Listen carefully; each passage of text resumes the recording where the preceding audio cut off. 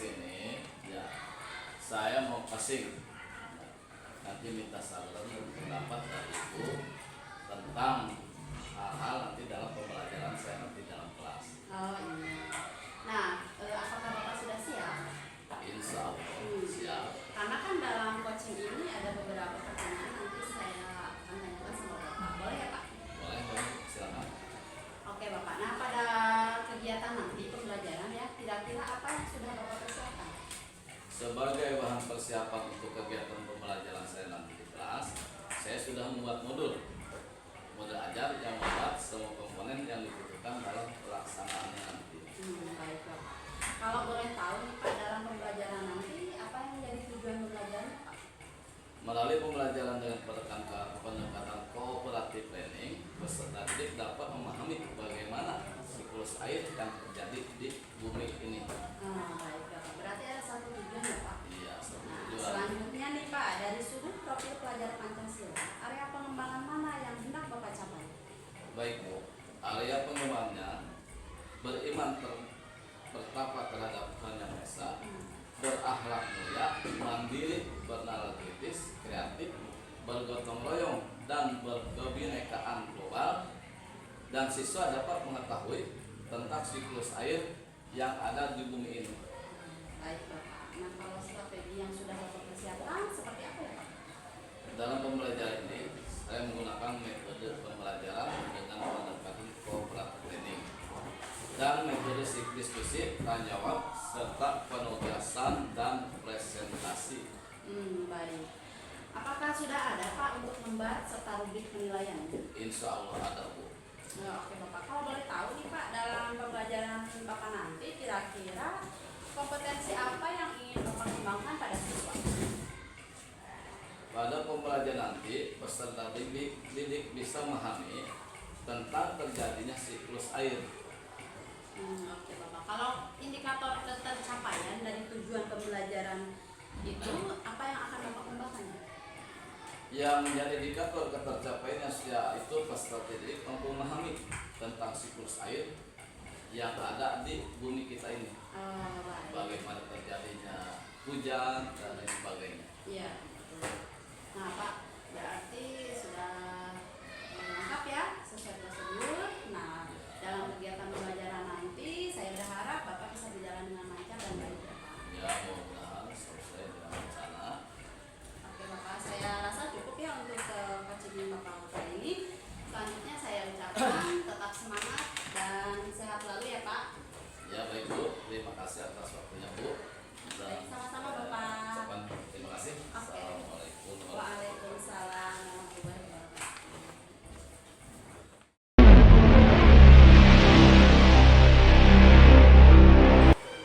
Assalamualaikum anak-anak. Gimana semuanya sudah sehat semuanya? Alhamdulillah, amin. Ayo kita berdoa dulu sebelum belajar. Silakan ketua kelas memimpin doa. Berdoa dimulai.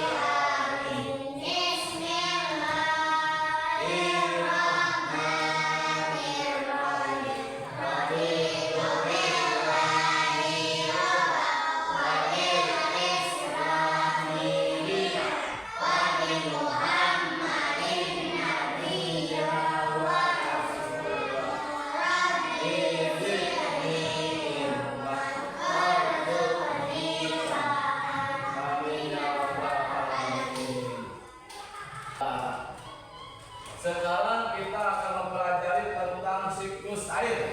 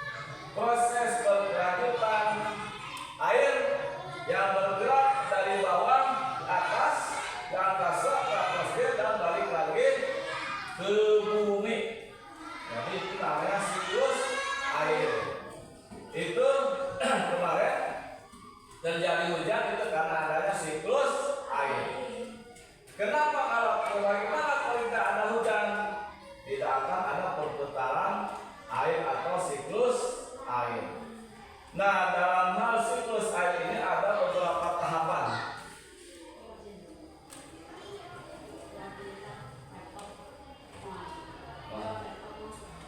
Ada beberapa tahapan dalam siklus air itu. Yang pertama adalah evaporasi. Ada yang tahu apa yang dimaksud dengan evaporasi? Hadir? Silakan, siapa yang bisa jawab dengan keras? Evaporasi adalah apa? Penguapan air. Ya, terjadinya penguapan air dari sungai, dari kolam, dan dari laut. Itu namanya evaporasi. Jadi itu bisa terjadinya hujan itu karena adanya penguapan air. Ya, ada juga penguapan itu misalkan ibu memasak air dari dalam teko atau ketel, ketika air mendidih ada uap air. Itu namanya penguapan air. Kemudian ada transpirasi. Transpirasi adalah beda dengan evaporasi. Kalau transpirasi itu adalah penguapan airnya dari makhluk hidup. Makhluk hidup itu ada manusia, ada hewan, ada tumbuhan. Pada siklus air ini kita ambil saja penguapan pada tumbuhan. Contoh di sawah, di kebun, di samping halaman sekolah itu banyak tumbuhan. Dari tumbuhan itu terjadi juga penguapan air berangkat ke angkasa, ke atmosfer dari daun-daunnya. Itu namanya apa?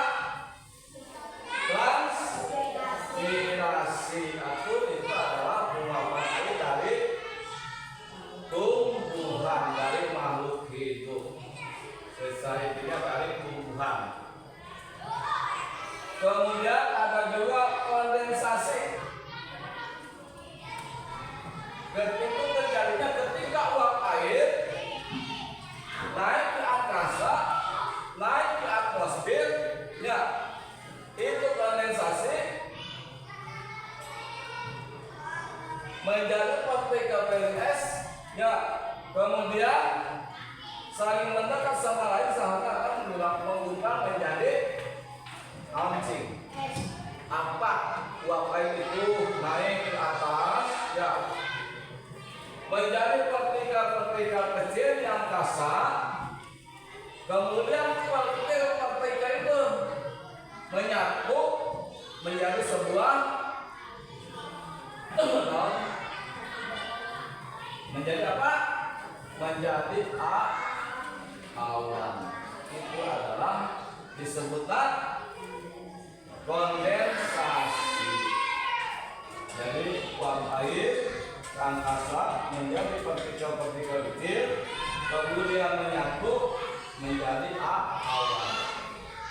Nah, awan itu di atas menjadi besar, menjadi berat, kemudian lama-lama jenuh. Bukan jenuh, awalnya apa sudah bosan, jenuh, berat, ya, kemudian awan tersebut jatuh lagi menjadi hujan. Hujan itu disebutkan apa? Presipitasi. Jadi itu namanya presipitasi. Setelah awan naik ke angkasa, di angkasa bergulung uap air naik ke angkasa, di angkasa bergulung-gulung menjadi awan. Awan di atas sudah merasa berat dan sudah kejenuhan, lalu turun lagi menjadi hujan. Hujan bisa digunakan untuk menyuburkan tanaman dan berulang-ulang kali. sampai terus dari hujan ke sungai, ke laut. Ada lagi penguapan air angkasa. Di angkasa dia di awan, turun lagi menjadi hujan. Itu namanya siklus air. Ngantos. Siapa yang belum mengerti?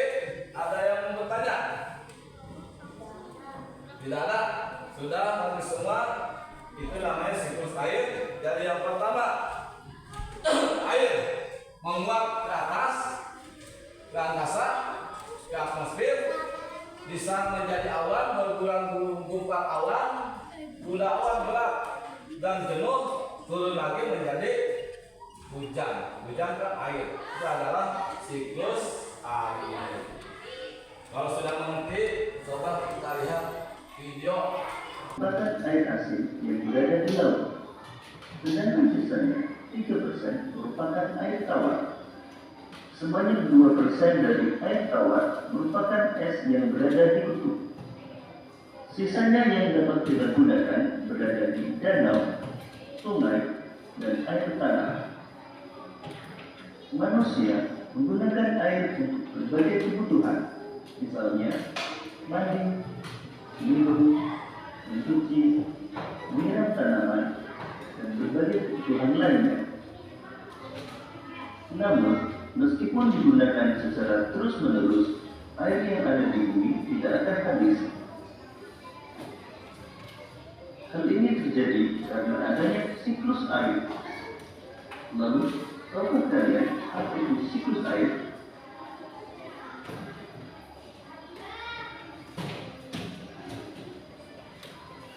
Siklus air adalah sirkulasi atau perputaran air secara terus-menerus dari bumi ke atmosfer, lalu kembali lagi ke bumi.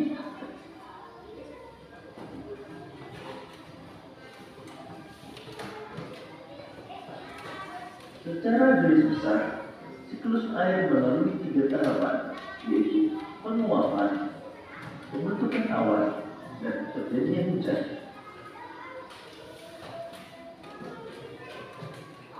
Air di laut, sungai, dan danau menguap karena terkena panas matahari. Proses penguapan tersebut disebut evaporasi. Tumbuhan juga mengeluarkan uap air ke udara akibat panas matahari. Proses penguapan yang berasal dari tumbuhan disebut transpirasi.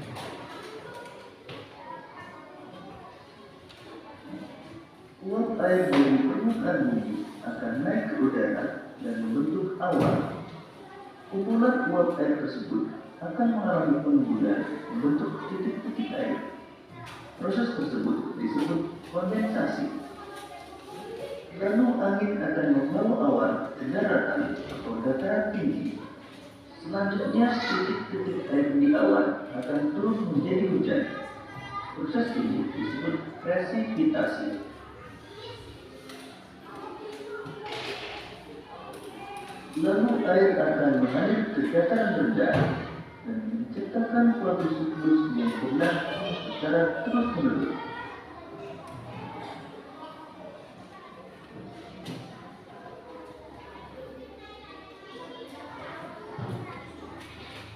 Demikian tadi penjelasan tentang siklus.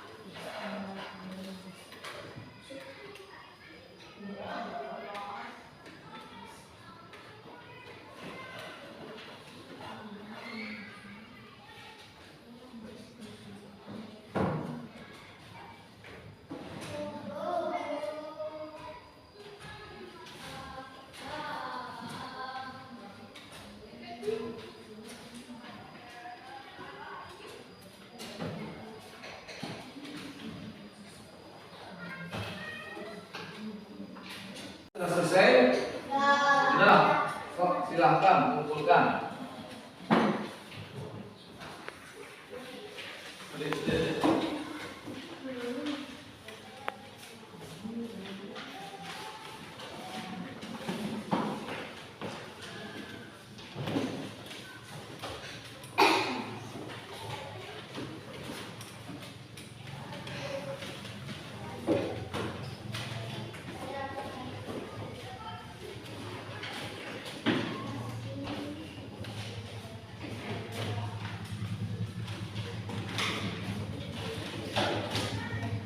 Alhamdulillah semuanya sudah bisa mengerjakan tugas diskusi. Ya, jawabannya semuanya bagus. Berarti sudah di atas KKM. Kalau untuk menaikkan kelas kalian bisa naik kelas. Coba siapa yang bisa, yang mau menyimpulkan tentang siklus air, maju bacakan di depan kelas. Dinda, dari Dinda coba ke depan berdiri. Siklus air, siklus air adalah proses berkelanjutan.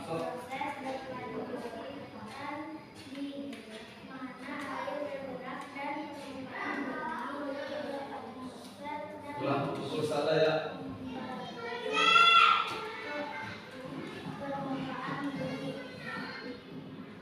Jadi tahapannya ada 4. Yang pertama evaporasi adalah penguapan pada air laut di bawah dan sungai. Yang kedua transpirasi yaitu penguapan penguapan pada makhluk hidup contohnya seperti tumbuhan. Yang ketiga kondensasi yaitu terjadi ketika uap air di atmosfer Kumpul awan. sangat kecil di suhu yang rendah sehingga menjadi pembentukan. Yang keempat presipitasasi yaitu aliran air di awan akan menjadi besar dan berat untuk mengembang di udara sehingga dapat sebagai hujan. Ya, terima kasih untuk yang juga sudah telah mengumpulkan. Jadi kesimpulan dari Bapak, siklus air itu ada tahapan-tahapannya. Dengan bantuan sinar matahari bisa terjadi penguapan air. Penguapan pada air laut, sungai, dan rawa-rawa. Terjadilah penguapan ke atas yang disebut dengan evaporasi. Ya, penguapan air pada laut, sungai, dan rawa.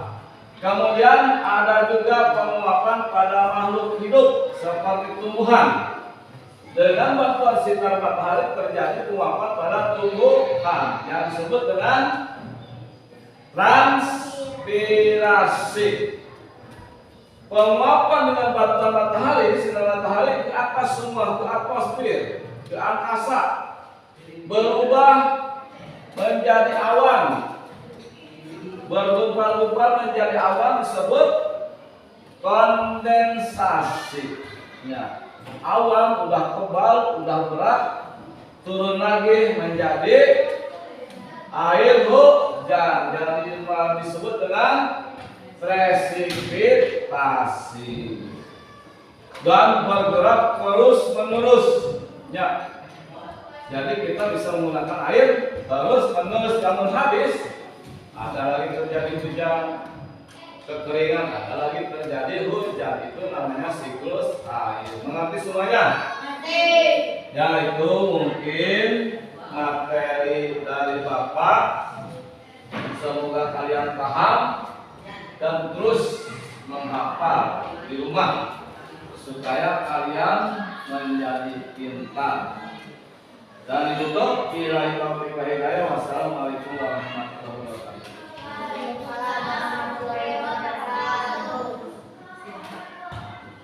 Silakan yang silakan.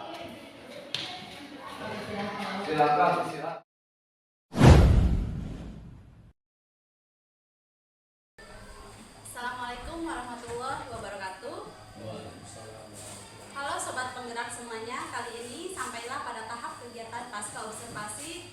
Setelah di pertemuan lalu saya sudah melakukan kegiatan pra-observasi, dilanjut dengan pengamatan langsung atau observasi terhadap kegiatan pembelajaran yang telah dilaksanakan oleh rekan saya, yaitu Bapak Kanwar SPDI. Bagaimana Pak kabarnya hari ini? Alhamdulillah sehat. Ibu bagaimana? Alhamdulillah Bapak sehat. Tak lupa hari ini juga saya ditemani oleh Bapak Mulyadi SPD sebagai pengajar praktik calon guru penggerak angkatan 11 Kabupaten Kuningan. Bagaimana Pak kabarnya hari ini? Alhamdulillah. Alhamdulillah sehat ya Pak. Nah Pak langsung aja ya. Pada kegiatan pasca observasi ini saya akan menanyakan beberapa hal terkait dengan jalannya proses observasi kelas yang sudah Bapak lakukan dengan tujuan untuk mengevaluasi sejauh mana proses pembelajaran yang sudah Bapak lakukan kemarin di kelas 5 ya Pak. Nah pertanyaan yang pertama, bagaimana perasaan Bapak terkait dengan jalannya kegiatan observasi kelas kemarin Pak? Secara jujur saja, pada awalnya pada pembelajaran tersebut saya merasa tegang karena ada yang mengamati. Iya. Tapi ya lambat laun, alhamdulillah proses pembelajaran tersebut bisa berjalan lancar. Iya Pak, alhamdulillah ya Pak. Nah Pak, kalau selanjutnya nih bisa Bapak ceritakan kembali terkait dengan proses pembelajaran yang kemarin sudah Bapak laksanakan di kelas. Untuk proses pembelajaran kemarin, alhamdulillah sudah sesuai dengan tujuan pembelajaran, di mana pada proses pembelajaran saya sematkan penayangan video tentang siklus air. Lalu juga saya menjelaskan lebih detail kepada siswa. Hal ini merupakan salah satu bentuk diferensiasi proses, yaitu dengan memfasilitasi siswa auditori dan siswa visual. Oh iya Pak, betul ya, kemarin juga saya lihat pada kegiatan observasi ada diferensiasi proses apa, yaitu berupa ceramah dan juga penayangan video. Nah Pak, untuk model pembelajaran yang kemarin juga sudah mulai nampak ya saya lihat Pak. Ya tinggal menguatkan saja nanti disintak-sintak berikutnya. Untuk langkah-langkah yang mungkinnya Pak biar lebih jelas. Nah Pak, apakah ada hambatan yang terjadi selama pembelajaran kemarin Pak? Setiap hambatan pasti ada, terutama pada saat proses pembelajaran berlangsung. Kita menginginkan anak untuk terlibat aktif dalam pembelajaran tersebut, namun yang aktif hanya beberapa siswa saja. Nah, untuk meningkatkan anak untuk terlibat dalam pembelajaran, harus kita menggali keberaniannya dalam berpendapat, juga memerlukan waktu dan intensitas yang harus terus kita gali. Oh iya Pak. Jadi memang sih Pak agak-agak susah juga ya untuk menimbulkan keberanian anak di kelas, baik itu dalam berpendapat ataupun untuk bertanya terkait dengan pembelajaran yang sedang Bapak lakukan. Iya. Nah Pak, jadi memangnya saya kemarin juga lihat keaktifan siswa di kelas Bapak itu kurang. Nah kira-kira Bapak tahu nggak kenapa sih alasan siswa itu kurang antusias dalam pembelajaran Bapak?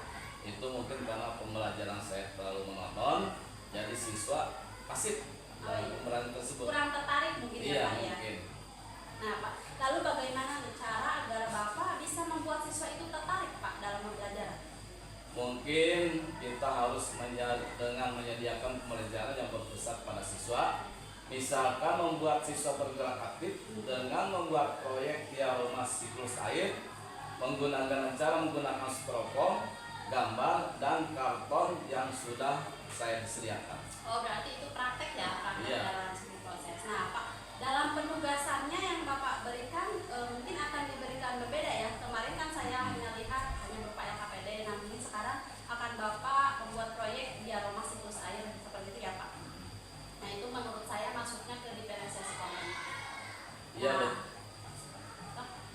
Iya betul. Jadi saya memberikan kesempatan kepada siswa untuk belajar sesuai dengan minat dan bakatnya. Nah, iya Pak.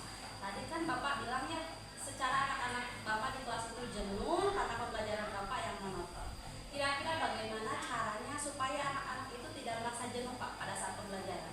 Jadi mungkin seharusnya, emang kemarin saya tidak terpikir, seharusnya pada pembelajaran itu ada jeda. Dalam jeda tersebut kita mengadakan ice breaking. Nah mungkin dengan hal demikian harapan siswa kembali semangat dalam pembelajaran. Iya Pak, betul ya. Kemarin Bapak sempat lupa ya tidak ada Iya. speaking ataupun tidak ada teknik stop ya atau jeda dalam pembelajaran.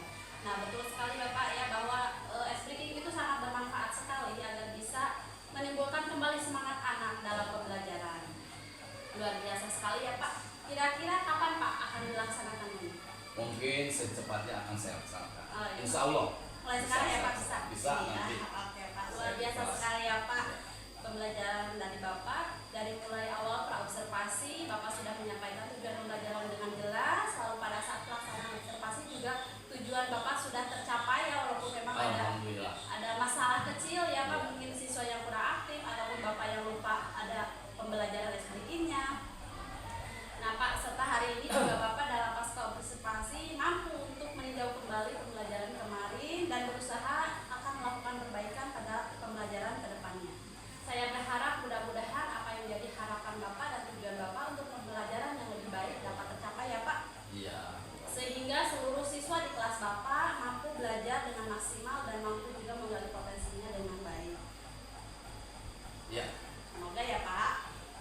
Nah baik Bapak, terima kasih sudah membersamai saya untuk melaksanakan kegiatan coaching dalam supervisi akademik ini. Ya, sama-sama Bu.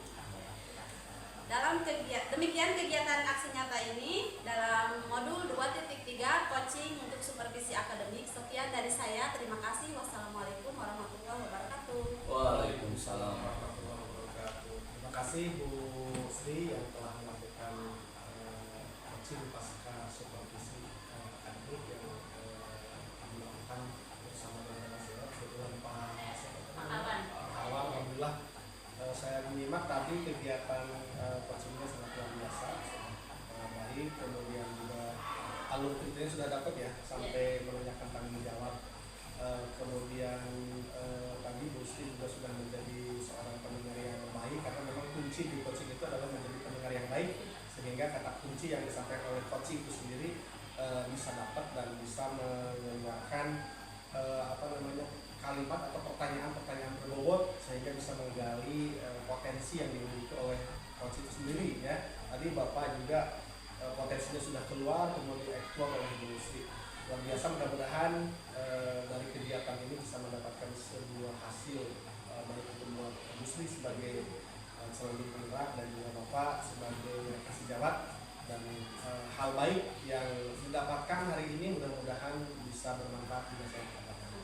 Itu barangkali dari saya sebagai pengajar praktik memberikan penguatan umpan balik kepada Bu Sri.